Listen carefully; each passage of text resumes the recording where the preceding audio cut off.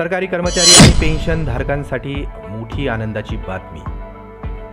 17 लाख कर्मचाऱ्यांना मिळणार मोठा लाभ। तर महागाई भत्त्यामध्ये 5% वाढीवर या तारखेपर्यंत होणार घोषणा।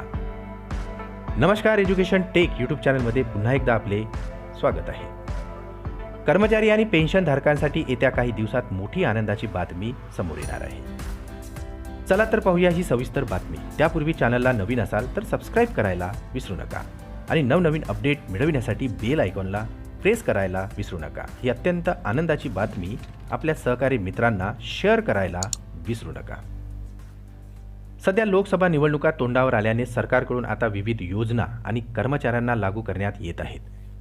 महाराष्ट्र राज्य सरकारने निवडणुकीच्या तोंडावरच कर्मचाऱ्यांना जुनी पेन्शन प्रमाणेच लाभ देणारी सुधारित राष्ट्रीय पेन्शन योजना लागू करण्यात आलेली आहे आणि यासोबतच मराठा समाजाला आरक्षण देणारा एक ऐतिहासिक निर्णय घेण्यात आलेला आहे।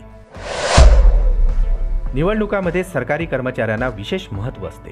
सरकारी नोकरांना खुश केल्यास निश्चितच मतदानामध्ये सकारात्मक परिणाम दिसून येत असतो आणि याच हेतूने कर्मचाऱ्यांच्या प्रलंबित असणाऱ्या मागणीवर निर्णय घेण्यात येत असते।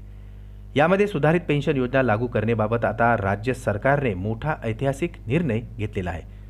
या निर्णयामुळे आता राज्यातील तब्बल 17 लाख कर्मचाऱ्यांना मोठा लाभ मिळणार आहे।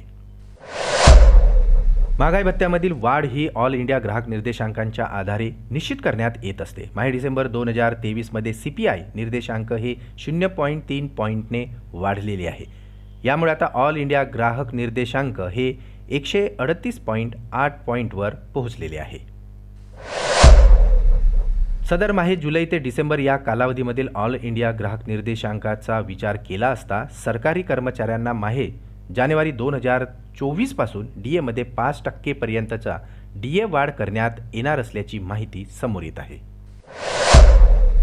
मिळालेल्या माहितीनुसार दिनांक 13 मार्च पासून आचारसंहिता लागू होणार असल्याने त्या अगोदरच कर्मचाऱ्यांना खुश करण्यासाठी DA मध्ये वाढ करण्याबाबत अधिकृत निर्णय घेतला जाणार असल्याची माहितीही समोर येत आहे। म्हणजेच आता माहे मार्च पेड इन एप्रिल महिन्यासोबतच आता वाढीव DAचा लाभ कर्मचारी आणि पेन्शन धारकांना मिळणार आहे। पुन्हा भेटू आमच्या यूट्यूब चॅनलमध्ये नवीन अपडेटसह। तोपर्यंत नमस्कार।